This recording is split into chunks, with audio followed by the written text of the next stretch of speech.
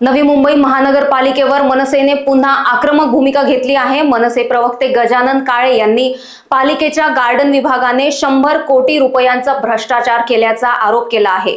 त्यांनी म्हटले की नवी खेळणी आणि ओपन जिम दुरुस्तीच्या निविदा प्रक्रियेत कोट्यावधींचा गैरव्यवहार झाला आहे। मनसेने महापालिकेवर निषेध व्यक्त करण्यासाठी आंदोलनाचा इशारा दिला असून प्रशासनावर त्वरित कारवाई करण्याचे आवाहन केले आहे।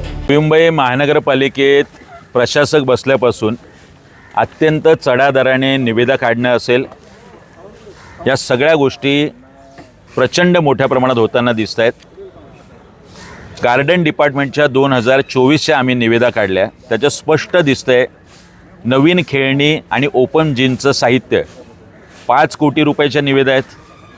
ओपन जिम आणि खेळणी याच्या दुरुस्तीच्या 5 कोटीच्या निविदा आहेत। झाडं 5 कोटीची लावण्यात आली आणि सर्वसमावेशक टेंडर जे पूर्ण नवी मुंबई महानगरपालिका गार्डन विभागासाठी काढलं होतं, अगदी 18 कोटी रुपये जादा देण्यात आले। जो 27 रुपयाचा भाव होता तो 32 रुपये देण्यात आलेला आहे।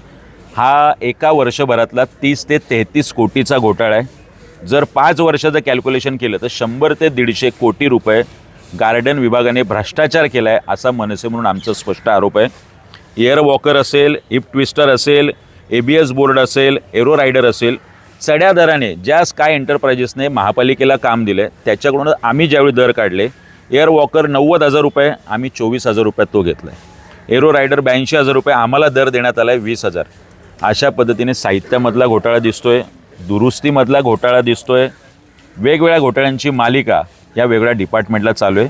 मनसे म्हणून आमची मागणी आहे, आपण तात्काळ आयुक्त म्हणून विधिमंडळाचं अधिवेशन चालू, राज्य सरकारने याची दखल घ्यावी, निपक्ष चौकशी करून याची 5 वर्षाची श्वेतपत्रिका काढावी, अशी मनसे म्हणून आम्ही मागणी करतोय।